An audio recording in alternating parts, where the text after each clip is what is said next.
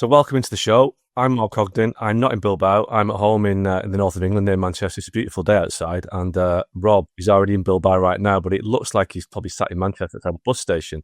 Is that right, Rob? You're in Bilbao, or are you back home?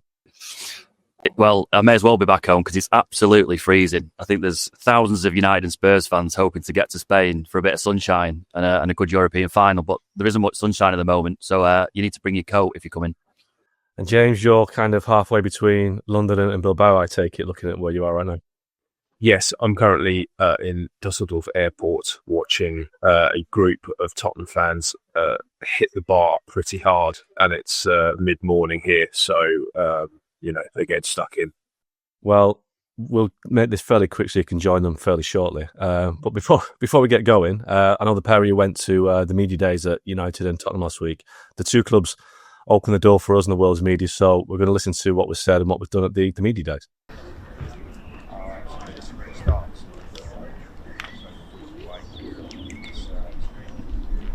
Well, this is Tottenham's training ground where they're holding their UEFA-mandated pre-Europa League final media day. We've come down to watch an open training session, speak to the players and speak to the manager, which sounds good in theory, but because UEFA have demanded that this has to take place at a certain time frame before the final, and also because just as the regular domestic Premier League season is still going on, this is a Monday at the start of the week before the game takes place. So Spurs played yesterday, so the open training session was almost entirely involving players who didn't play against Palace, which means predominantly a lot of fringe players. And then also the manager's obviously just conducted his 5th press conference in 6 days, and I think he's possibly a little bit fatigued of doing interviews and things. Though I have to say, I thought he spoke pretty well. In Ange Postecoglou's case, he gets a lot of criticism because those sort of slightly short, snarky answers he gives when they've lost a game tend to go viral, and people think that's what he's like a lot of the time. But actually, I've come up here a fair bit for the pre-match stuff, and generally he's one of the more generous. He speaks for 25, 30 minutes when a lot of managers not too far down the road from here would do half that for the same sort of game. So, he's more generous with his time. He doesn't suffer fools. If you ask him a bad question, he will not let you get away with it. But generally, he takes things on their merits, and I actually thought he spoke pretty well today, given that it's, as I say, the 5th time in 6 days. Again, I think both of them are a good reference point for the rest of the boys. James, to finish, please. Thank you. Hi, Ange. You mentioned Spurs need to break the cycle, and when you talk about how you've broken that cycle at other clubs in the past, is Tottenham the toughest version of that situation that you faced in your career? I guess the challenges of this year have made it feel like it's harder, for sure. Obviously, the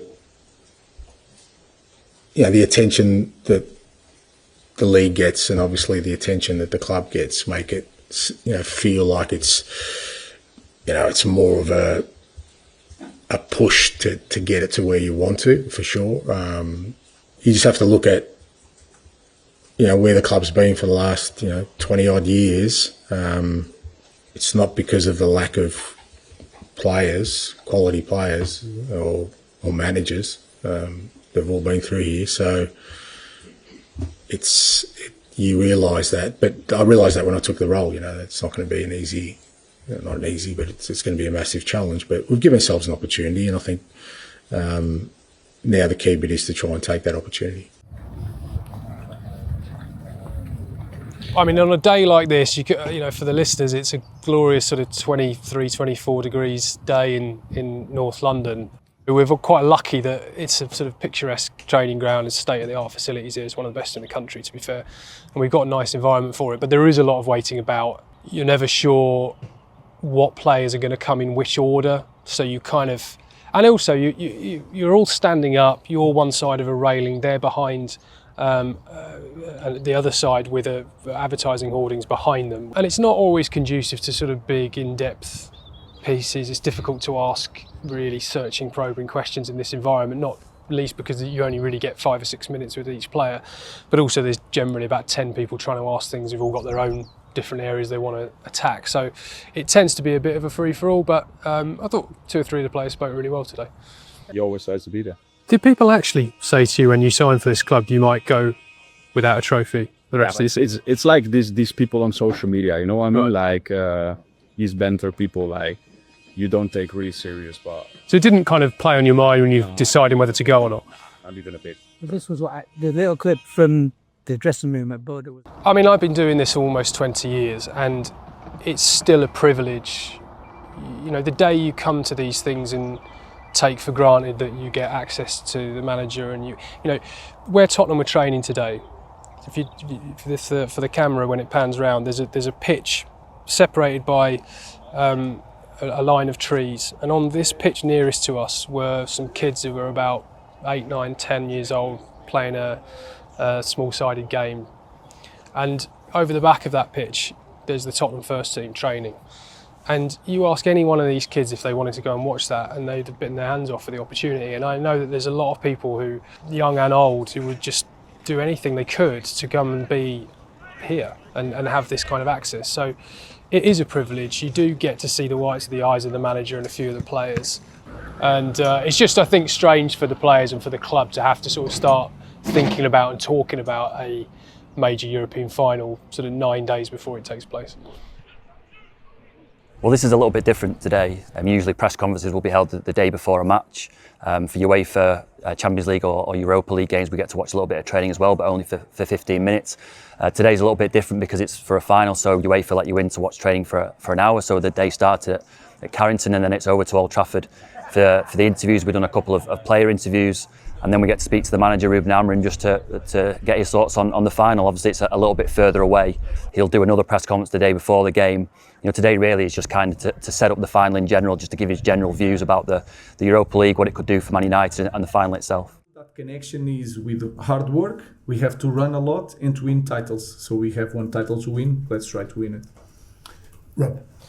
Just on the fans, they've got a very, very catchy song about you, and I know in the past you've said that you don't think maybe you deserve to have a song just yet. But if you were to win the final on Wednesday, do you think you would consider singing it on the pitch afterwards? No, I will not sing it. They don't deserve that. The feeling would be really good because I will feel that I help in something to this club, to win something. It's going to be a really good feeling to give back to the fans. But again, I think I need to prove a lot more to have the right to a song. Obviously, the interest in Man United is so giant. There are so many journalists and media organisations who want to be part of that. So today there have been interviews with players with rights holders, the TV companies who are going to show the game. Then there have been interviews with written press. There have been interviews with broadcast companies like ourselves, like ESPN. It's so busy and so hectic on these media days that Man United tend to separate you out into separate groups because, simply put, there just aren't enough players to go around to do one-on-one interviews with every journalist who's here. I mean, playing that final, to start that final, given where you were at one stage under Eric, not really playing, what would that say about yourself and how hard you've had to battle back to become kind of the main man again here? Yeah, no, it'd be, obviously we don't know the team or what's going to happen over the next 7 days or so, but to be in that team would mean a lot. Every person in that dressing room should be fighting every day to be in that team because that's what football's about. You want to be in these big games, these big moments, the pressure moments. Usually when we do these pre-final media days, obviously the mood is buoyant. There's excitement really around a final.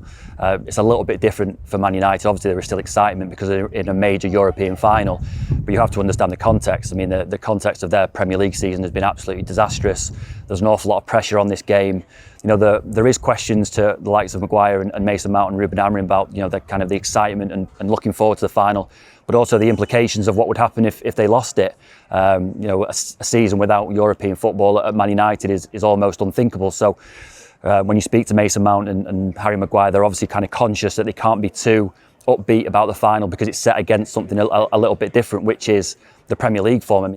And we will be, so it's going to be an exciting game. You want to play in these finals and you want to win these games, so it'll feel amazing at the end. Harry Maguire was down here a little earlier and he sort of said that the feeling among some of the players is that you perhaps owe the fans a little bit for this season because of some of the results. Is that something that you would agree with? Yeah, definitely. Every single game we played at home, they're here, they're supporting us, they're loud. So we need to give something back, and I think winning that final may not solve everything, but it will give them something to cheer about, and it's a trophy. So hopefully we can do that, and they'll be proud of that. As I said before, the league form we're not happy with. This is a dream job. To spend the day with a major football club talking about a major European final. You get to speak to managers, to players. The bad bits are it's not always as organised as it could be. Obviously, this day has started at 10:30 in the morning when we get to Carrington to train. We watch an hour of training, then it's to Old Trafford. We've had to wait quite a long time for the players to come and do our interviews because they've got so many other media commitments to get through that it's not as simple as bringing a player out to us just to speak to us. They've probably had to do sort of between 5 and 10 interviews each, and that's every member of the squad. So they can be quite long days, but they are rewarding. It's, as I say, we're stood in the sunshine at Old Trafford talking about football, so it can't be bad.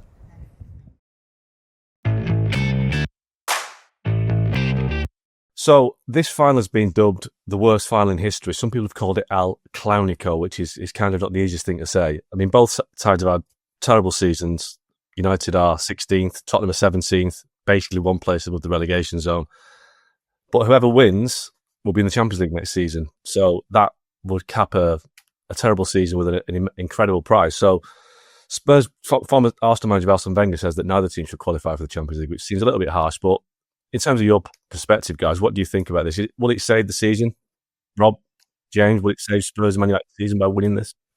I mean, in terms of United, they've been. I mean, Ruben Amorim has been quite clear that it won't save the season, and I think he has to say that because the league form has been so poor that you can't, as Man United manager, say that it's been a successful season when you're going to finish sort of 16th, 17th in the league.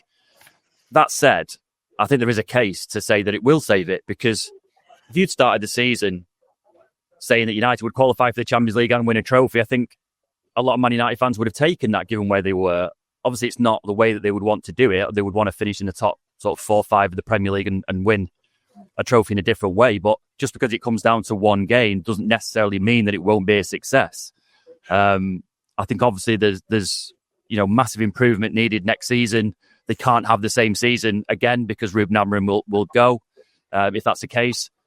But in terms of being very, very early on in Ruben Amorim's reign, to win a trophy, get one under his belt really quickly, to qualify for next season's Champions League, to get the financial boost that will bring, I think there probably is a case for it, saving the season. It's just that Ruben Amorim can't say that.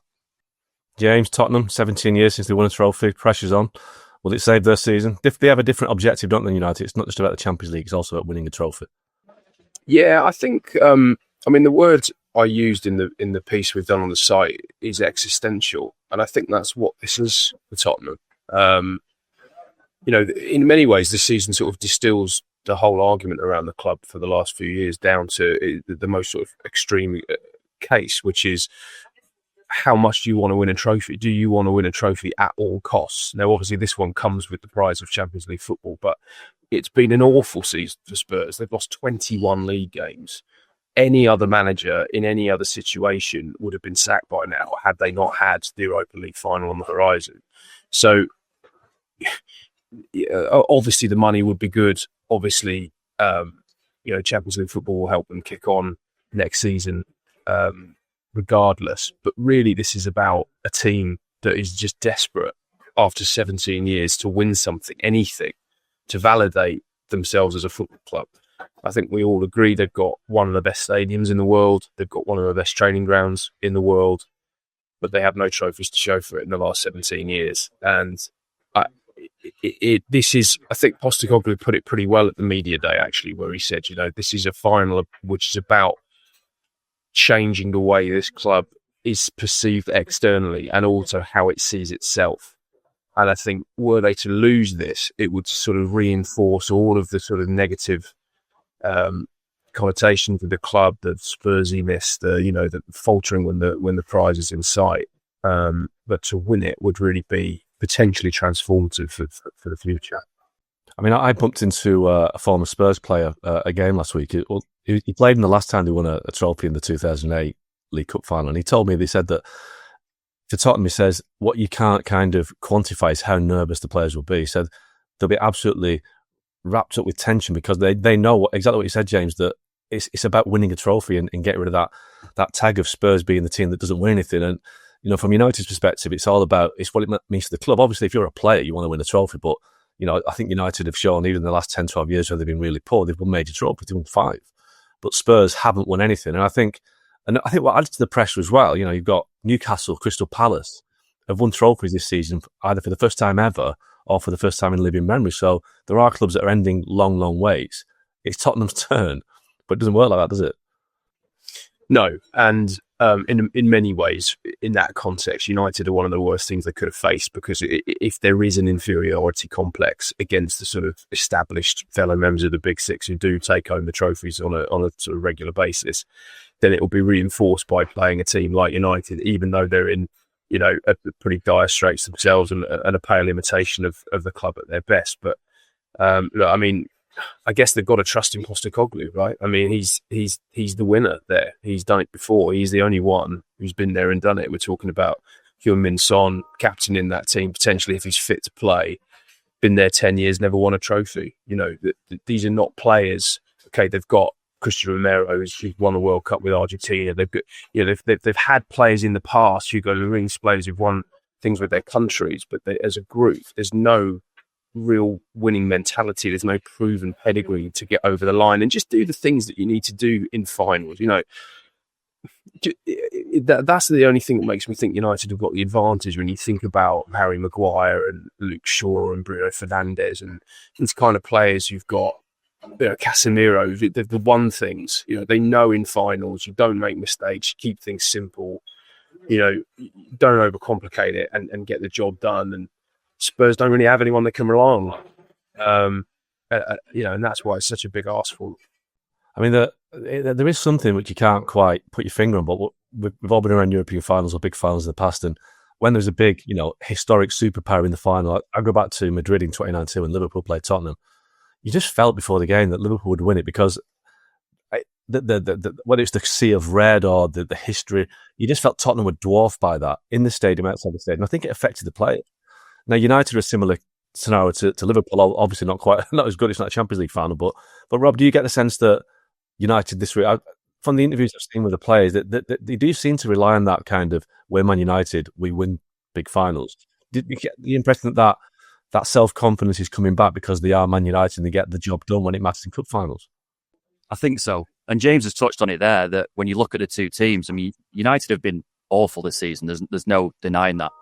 But in that team, you've got players like Casemiro, Harry Maguire, Bruno Fernandes, and Nana's played in a Champions League final before.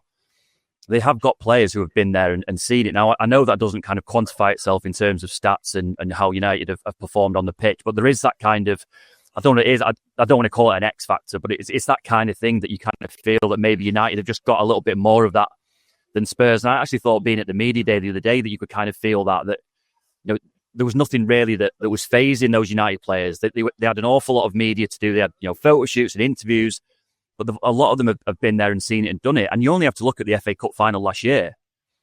Everyone went into that FA Cup final thinking that United would get absolutely battered by Man City, but they didn't. They turned up on the day. They had some big performances by some of their better players, and they managed to get over the line against it.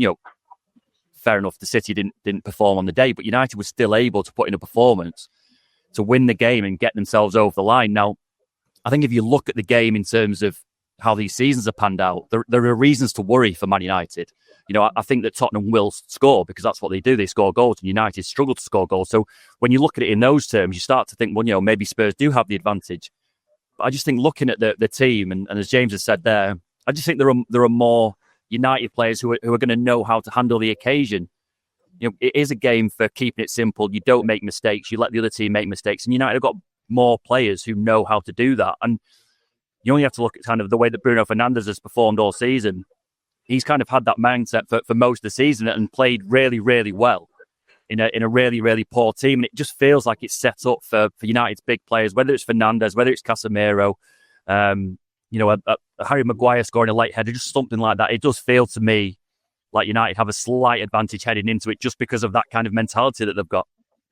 What do we see as the big kind of the big selection issues? Because I mean, obviously, Tottenham have got players coming back from injury. United have too. I mean, for me, I think it comes down to one particular position. I think United haven't got a centre forward. I think Rasmus Højlund isn't up to it.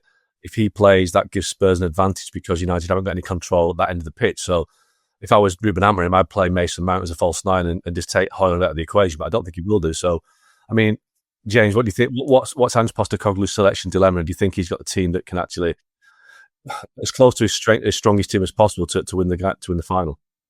Well, I mean, one thing to just sort of balance out what we've been talking about is obviously Spurs have beaten United 3 times already this season. So, I mean, if we're just going purely on form, and I've seen people sort of making the point, if you went sort of like, player by player and you were building a combined 11, it would be almost entirely Spurs players, maybe even all of them, and minus, Bruno Fernandes coming in for United.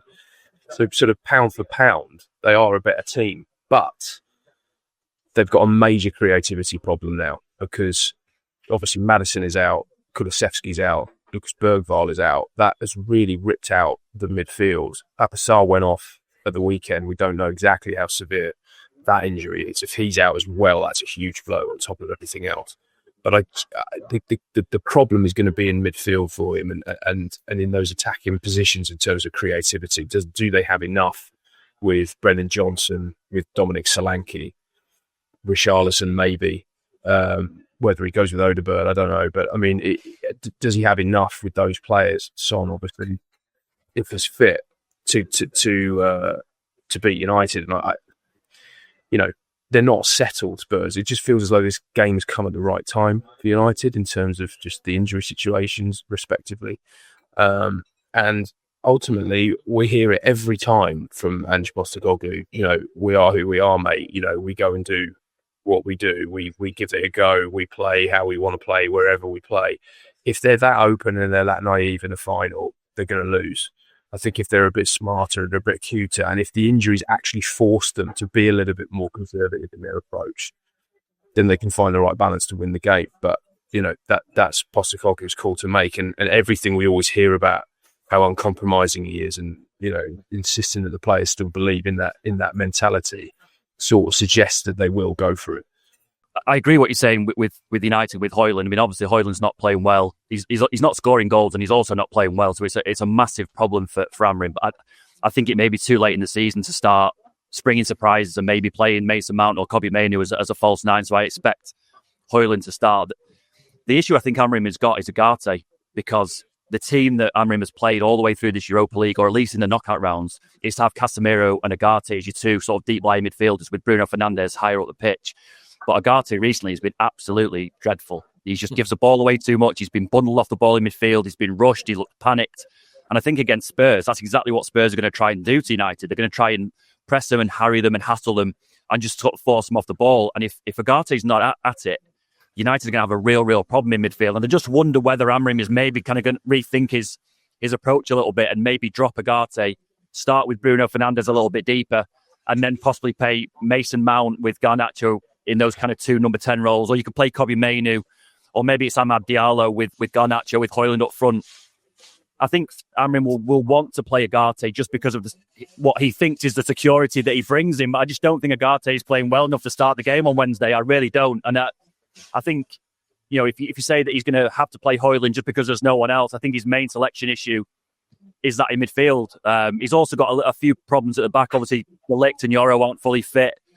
It makes it complicated with what you do with Mazraoui. Do you have Mazraoui playing as a right wing back if Dallow's not going to make it, or do you need Mazraoui to play as a right-sided centre half? So there are little issues all over the pitch.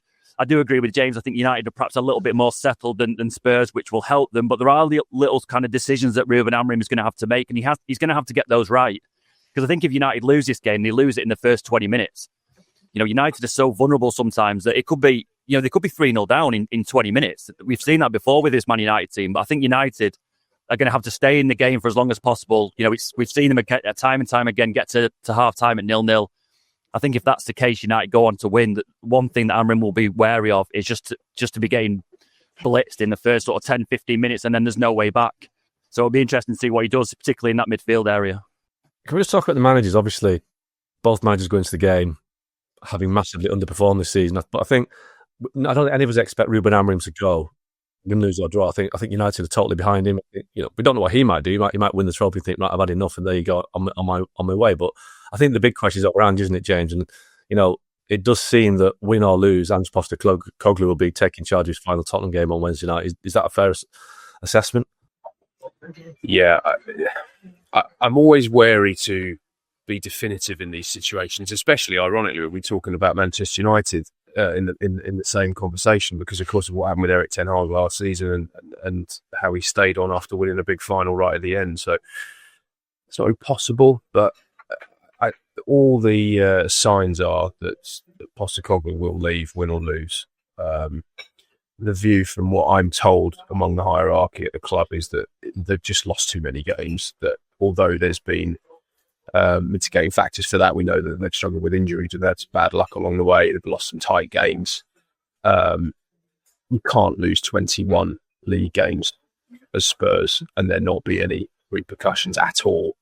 Now, if they were to go and win the Europa League emphatically, does that change things? Possibly, but it does feel as though the die has been cast already. And actually, from the way that Postecoglou's sort of been talking, he's almost been hinting at the fact that he'll be all right, come what may, type thing. That sort of rhetoric sort of slipped into some of his press conferences of late, and it does sort of feel as though he probably thinks his numbers up. Rob, Ruben, Amorim? Yeah, I mean, I expected to stay regardless of the result. I bumped into one of the United execs not too long ago who is making no secret of the fact that this has been really, really tough since his appointment. They certainly were expecting some kind of bounce after bringing Amorim in. They weren't expecting the run of results that they've had. There's a little bit of sort of a mitigating factor in that they feel that some of the Premier League defeats recently have been down to the fact that they're trying to win this Europa League, and maybe Amorim hasn't picked the teams that he would have normally done in the Premier League. So that there's that, but they're making no secret of the fact that this has been really, really tough. I mean, the word from Man United is that he is absolutely rock solid. In terms of what the club feel about him, that he is rock solid this summer, and that they'll give him money to strengthen the squad over the summer. They'll bring in some of his players that he wants to play in this 3-4-3 system and hope that the results pick up next season. I mean, I know that you've written a piece that's on site now about Amorim having a little wobble kind of around December, January time. And there certainly was a wobble in terms of him feeling that this was the right move for him. I mean, everyone will know that he didn't want to join mid-season. He wanted to start in the summer. He told United that it was going to be tough, and what he predicted would happen has happened. I think it's probably worse than what he anticipated, but certainly that what he was expecting to happen has happened. So he's got that in his kind of, it's almost credit at the bank. It's not like he came in and said, I can turn this around immediately. He said this is going to be tough. He said that there was a storm coming, and there has been a storm. It's been dreadful. But I would expect him, win or lose on Wednesday against Spurs, I would expect him to be Man United manager at the start of next season. The issue comes for me in the next the first 10, 15 games of next season, because if the form replicated, if this season's form is replicated at the start of next season, he has got a massive problem, because there's a load of international breaks. We saw with Erik ten Hag in October, November international break, there was a lot of talk about his position, and eventually he got sacked. And if the form hasn't picked up, even if they win the Europa League, if United were to lose, 8 of the first 15 league games or something like that, or 5 of the first 10, there will be massive, massive pressure on his job, regardless of whether they're in the Champions League or not. Yeah, I agree with that. The piece I wrote, I was told by, I think, 3 people at most, certainly in the last 2 or 3 weeks, that Amorim did offer to quit in January. Now, I checked it out with the club, and the response back was that there was no formal move to resign. And so the club's view is that didn't happen. So, but what I have been told is that he did need a lot of reassurance in January that he would be backed to see it through, that he was the guy. And he also questioned himself a little bit. I think he realised what he was walking into in November in terms of it was a bad situation, but didn't realise how badly. By the middle of January, I think the Brighton game was kind of at the tip of the iceberg when he came out and said that this is the worst in Man United's history. So he has had difficulties. And at the end of that month, he basically said, I'm 40 tomorrow, but I feel like I'm 50 after 2 months at Man United. So he's found it tough. But you're right. From what I've been told, United are absolutely 100% behind him. They really, really want it to work out. They believe he's the guy. But we have to say that he's had a terrible season, a terrible run of games. He lost 14 league games in his whole time in Portugal with over 3 or 4 years. He's now lost 14 league games in 6 months at Man United. So you can't argue with the statistics, but equally, the players at his disposal, by and large, are not good enough. They're nowhere near good enough. So if you've got a system of play it's not going to work with those players because they're simply not up to it. And he has justified it by saying, look, I'm not going to change because before I came in, they played 4 at the back and they were still rubbish. So where do you go? I mean, at the end of the day, he's got a group of players, and let's name check some of them: Victor Lindelof, Diogo Dalot, Rasmus Højlund, Alejandro Garnacho. They're not good enough for Man United, and he's having to work with these players. Now, somehow he's got them to Europa League final with a chance of getting into the Champions League next season, which is kind of almost a miracle considering how bad they are. But I do think that there's no way that Man United will get rid of him. No way. Not in the next 6 months. But what I can't say, and I don't think any of us can say, is that he's such an emotional character. Somebody at the club was telling me that after matches, he does say a lot of things that he then backtracks on 2 or 3 days later. But he said he's really, the word he's used, he's really hot after games. That first half an hour after games, he's kind of very emotional. He says what he thinks, which is great. We want an honest manager, but he does backtrack a couple of days later when he's had time to calm down.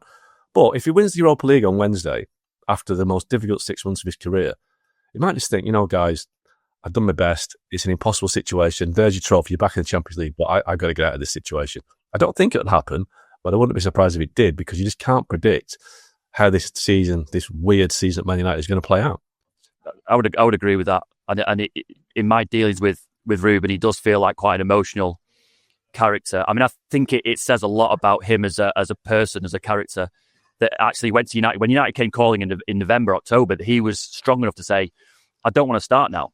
I want to start at the end of the season. Now, usually, if Man United or any big club in Europe come knocking and try to take you as a manager, your immediate answer is yes. And clearly that wasn't his immediate answer, because he didn't want to start in November. Now, obviously, he's decided that these opportunities don't come around very often, and that he felt, or certainly what United had told him, that if he didn't take it now, they would move on and look for someone else. So in the end, he's decided he wanted to take it. But I think that just shows the kind of character he is. And I wouldn't expect him to walk away straight away after Wednesday, but I do think there's going to be an issue possibly in the summer if he doesn't feel like that he's getting enough money to spend, or the players that he wants aren't coming in, or it's not the right player, or the transfer business isn't being done quickly enough. That you get to sort of the end of June, sort of early August, and he may look at it and think, well, this isn't getting any better. And he will know, he knows better than anyone, that if he doesn't start next season well, he will be under pressure from the first minute. If you can see a scenario where United don't play well in the first Premier League game of next season, they perhaps get beat against a team that they shouldn't be losing to, and immediately the knives are out for him, because Man United fans are willing to give him the benefit of the doubt for now, because they know how tough it's been to come in mid-season. But that excuse won't wash at the start of next season. So I just wonder whether, if things don't go particularly well in the summer in terms of transfer business, whether you might hear sort of murmurings about Ruben not being particularly happy, and that he doesn't know whether this is the right place for him, because he knows that I think that he thinks he can do this job, but I think that he thinks that he needs the perfect conditions to do it, and I don't think he thinks that he's got that right now, and he needs that to change in the summer. Just on that point, Rob, about getting transfers done, I mean, we are talking ahead of the Europa League final, which will kind of have a massive impact on what United do next season and going forward, let's be honest. But moves are being made. It looks like Matheus Cunha from Wolves is a deal that's pretty close to being done. Liam Delap is another player that they're quite keen to get over the line. I think Cunha seems to be closer, but from what you've heard, Cunha does seem to be quite close, doesn't it? Yeah, I mean, I would expect Cunha to get done. I mean, it's a relatively easy one for United to do, given that he's got a release clause. United historically have liked that kind of deal because they don't want to get caught up in negotiations over transfer fees. Obviously, that's not an issue with Cunha. You pay the release clause or you don't. I think the one issue that's been mentioned behind the scenes with Cunha is about personal terms. They don't want to get into a situation where he's asking for silly money. They want him to show that he wants to join Man United, because that's the kind of personality that they want. They don't want to be signing players who are only coming for the money. They want players who want to be here. So I think if Cunha, is reasonable in his wage demands, and I think the expectation is that he will. The United are slightly wary, perhaps that he might sort of ask for a little bit too much, but they don't see that as a significant problem. I think we're all expecting that to get tied up relatively quickly after the end of the season. Obviously, that's not going to solve everything. They need a centre forward. I know you've written before about Liam Delap and United's interest in him. They probably also need a midfielder. There's been interest in Adam Wharton at Crystal Palace. Again, there's doubt whether they could get him out of Palace, particularly because Palace are going to be in the Europa League next season. They're going to need quite a lot of work doing to that squad. It's not going to be the case where you can just bring one player in and solve everything. they need quite a lot. Yeah, just on Tottenham, obviously, just balance it out. Winning or losing, how much of an impact will it have on their business system in terms of incomings and outgoings? Well, I mean, the money will help, obviously, but I mean, they're actually in a pretty good position PSR-wise, Spurs. I mean, I don't think any Tottenham fan or anyone who covers Tottenham would be expecting them to suddenly start pushing the boat out and spend big money while Daniel Levy is still holding the purse strings. But by the same token, I think there is an ambition there to spend. The problem is, of course, is that they don't know who the manager's going to be. So I think they're going to have to make a quick decision on that, and then they'll get into the summer. But to sort of come full circle on all this, really, I mean, the money is very, very useful for Spurs, as it would be for any club, and it would make them more ambitious in the summer. But really, this is about winning a trophy. This is about, showing the potential new signings, really, that this is a club you can win at, and not a club that you can, turn up in a very nice stadium and a very nice training ground and watch other teams win. You can actually do the lot at Spurs, and that's why it's so important for us. I mean, just before you guys get off to the press conferences later on, I'm going to make a prediction. Now, my predictions aren't usually very good, but I do think that with Tottenham getting players back, and I think they've got forwards who can score. Well, I'm going to go for Tottenham. I think Tottenham win this game. I think United are too limited up front, so I'm going to say Tottenham win this. I think they win it 3-1. I just think that United, like Rob said, if they start poorly, they lose. I'm going to go for Tottenham. 3-1, Europa League winners. End the misery. Somebody pointed out that, have you noticed this year that so a magpie won a trophy, an eagle won a trophy, and a live bird won a trophy. So is the cockerel going to finally get a trophy? I think it is.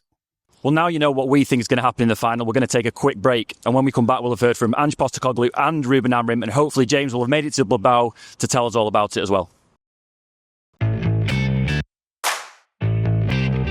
Well, first, James, you made it. You're in Bilbao. You made it in remarkable time, having picked up a car and driven. You made it in time for Ange Postecoglou's press conference. It was dramatic, I suppose, to say the least. What did you make of what he had to say and his defence of his kind of record and his future? Yeah, I mean, he's been like this the last probably 3 or 4 weeks. I would say that there's been a bit of a sense of the writing's on the wall to some extent, and I know what everyone's saying about me and I can't deny it type thing. So I think he went a bit further than probably we thought he would on the eve of a final. I think what was interesting really is that the question that he took particular umbrage to was related to a piece that's only been out about 4 or 5 hours today. So he's clearly read that when he's been in Bilbao, maybe with a bit of downtime at the hotel. And you do sort of think, should a manager really on the day before a major final be reading what people are saying about him when it was that kind of speculative, is he staying, is he not?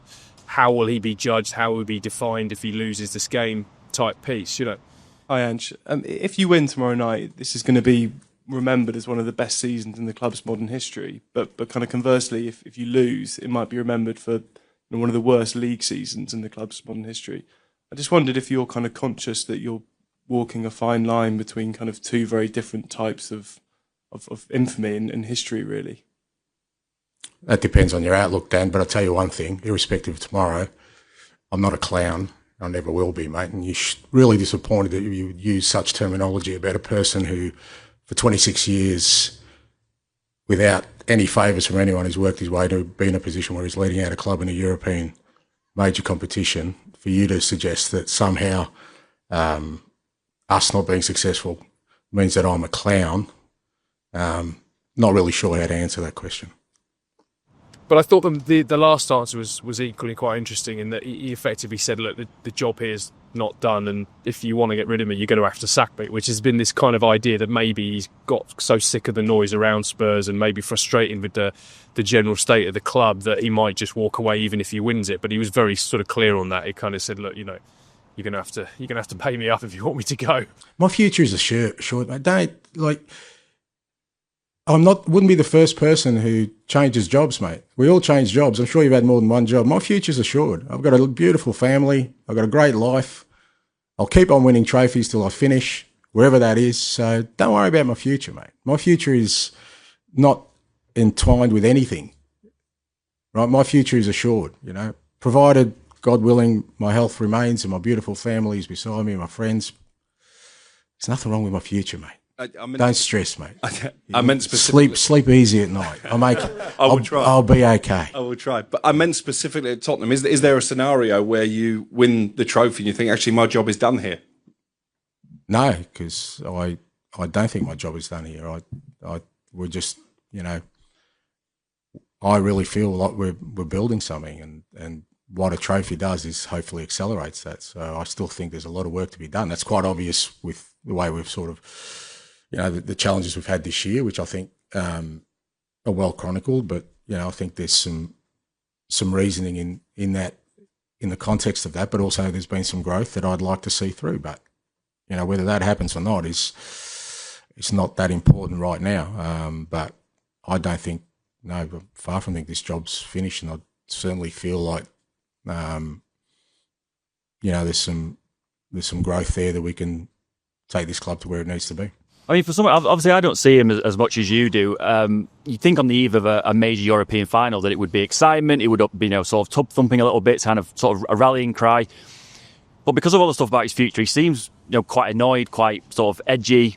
There was a little bit of aggravation, obviously, with one of the reporters in the room. I mean, do you get that sense that he's kind of this is all kind of building towards him leaving after this final, regardless of the result? Yeah, and I think Spurs as a club have to take some responsibility for this, actually, because if you compare it to Enzo Maresca, Chelsea sort of circulated, and we ran a story as well, a source story, before sort of their big Premier League games, and then obviously the European final they've got, the Maresca staying. Yeah. And it sort of has parked all of that conversation. And the consistent problem with Spurs is that there's never really anybody other than the manager who talks about it. I remember asking Antonio Conte about this when he was manager, and he sort of said, in Italy there's a sporting director or there's a president or somebody comes out basically every game and speaks to the media. Nobody does that at Tottenham. And they're not great around the edges sort of with reporters either, and they're certainly not as good as other clubs. So I can understand how he sort of might feel, well, look, I'm the lone voice and I'm becoming the story, and there's no one really to sort of deflect that or help me do it. So combining that with the fact that he always, if you ask him a stupid question, you will get, he will tell you. But generally, he's actually quite good at, you ask him a proper question, he will try to answer it.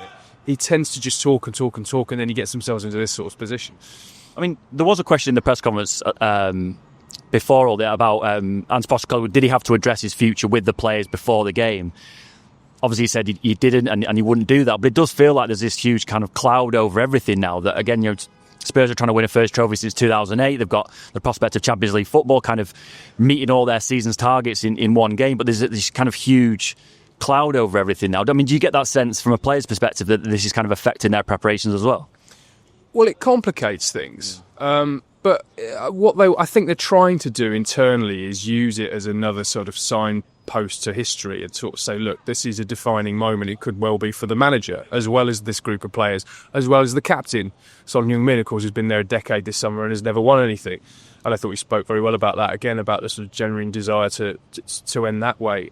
And they should use it really to focus everyone's minds on this final, the importance of it. And if they need any more motivation, then do it for the manager.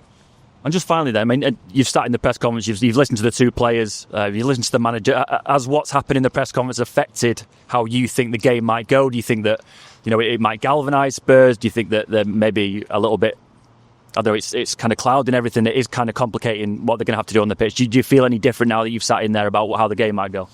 Well, I think the fact that Papa Mato Sarr's fit is a boost for them. There was a bit of doubt about that after he went off at the weekend. That probably crystallises things a little bit in terms of his team selection.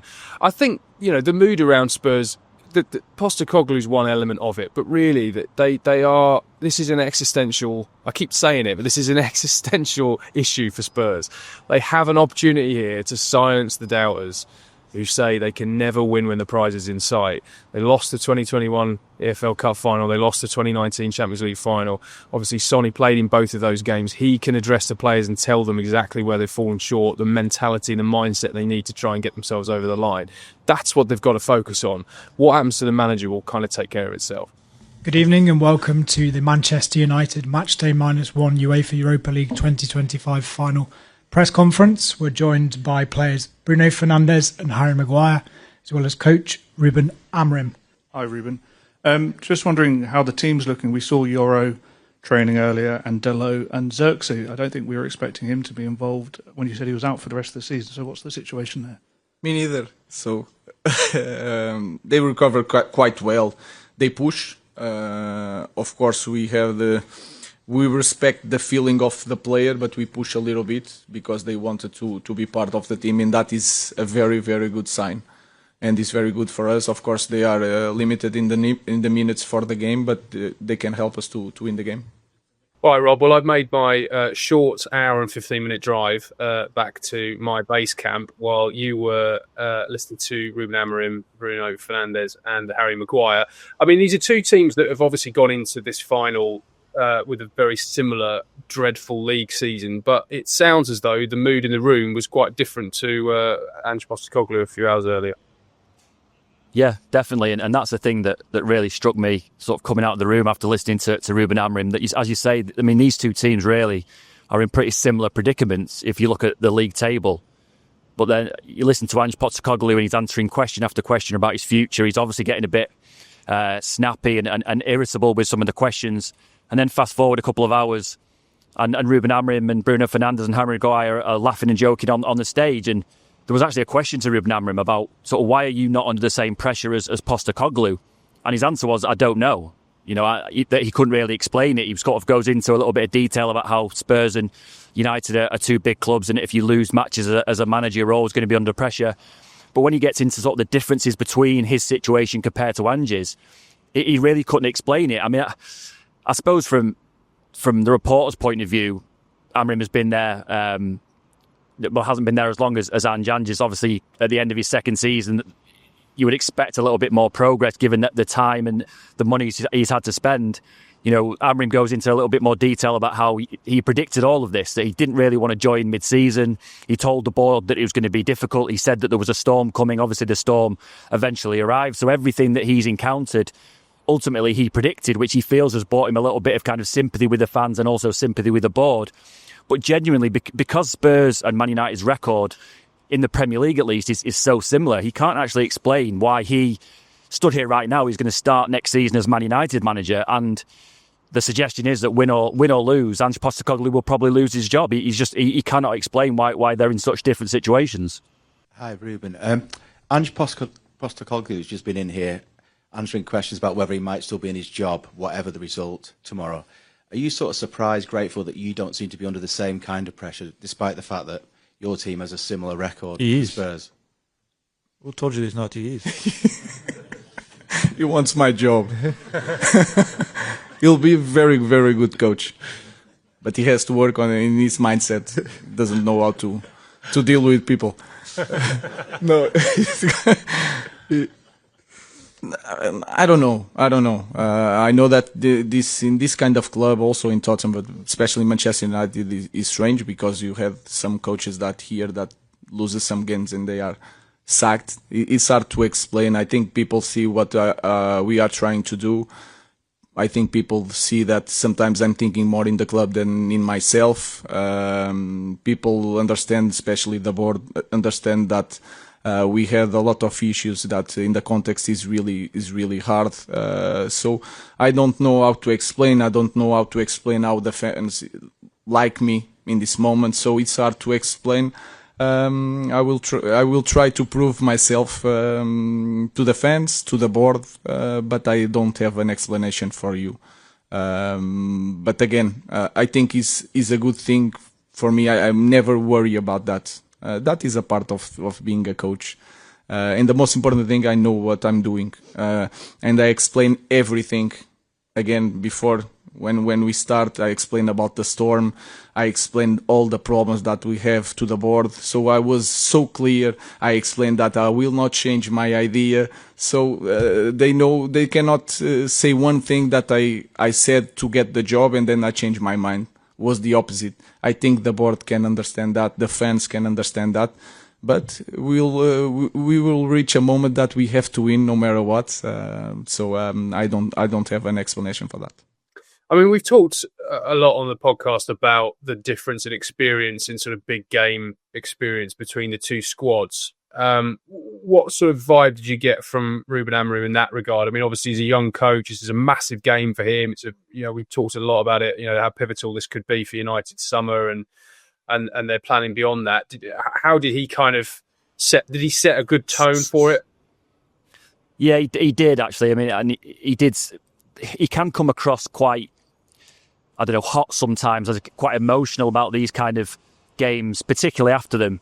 But actually, sat in the room with him a minute ago, he actually came across quite relaxed, which is remarkable, really, given that there is so much riding on this for Man United. There's not only is it a trophy and a place in the Champions League, but the narrative around it is that Man United really cannot do without the revenue that the Champions League will generate, and he needs that money to revamp his squad. So there's this huge pressure, at least from the outside, on this game. But Ruben Amorim is sat there like the most relaxed guy in the world, and that really is part of his charm, and it's probably part of the reason why the fans right now seem to like him so much. It's why the players obviously like him. I mean, there was quite a nice moment with Bruno Fernandes on the stage where, Amorim is asked about the pressure on his job and or why there's no pressure on his job, and Fernandes jumps in and sort of says, "Who told you that? Of course he's under pressure," and everyone kind of has a laugh and a joke about it. It kind of shows that there is a lot, or it appears to show that United are a lot more relaxed heading into this game. As I said, it is quite strange, really, because in terms of what's on the line for both of these teams, it's quite similar. Both of them need a trophy, both of them need Champions League football. There should be pressure on both of these managers, but just judging from the outside, it appears Man United and Ruben Amorim are a lot more relaxed heading into this game. And we know that there's a few selection decisions. I mean, obviously, Oggy was typically disparaging about Rasmus Højlund earlier in the day. I mean, did you get a sense from any of the answers that any clearer about who might start up front, who might play in the two number 10 positions, what he might do in central midfield? Well, he was actually asked about the centre-forward position and sort of asked, is it too late in the season to drop Rasmus Højlund? Could you change that system and have sort of a false nine? And he kind of batted it away. Obviously, we're not really expecting him to sit in a pre-match press conference and give away his team. The real boost for Ruben Amorim today is that Lenny Yoro is back in training. Diogo Dalot also trained with the squad at Carrington in the morning, and so did Joshua Zirkzee, something that we weren't really expecting. I think that Dalot and Zirkzee have been out for too long to play any real part in the game against Spurs. I mean, if you're talking about who could start, I can't see either of them starting, but the real boost is Lenny Yoro. There was a significant doubt about him because he got injured against West Ham, but he's only missed a week, so he's back in training. You wouldn't have thought that he's lost an awful lot of match fitness, so you kind of could see him start the game against Spurs, and that makes it easier for Amorim because he can then pick Lenny Yoro, Harry Maguire, and then one of Luke Shaw or Lindelof.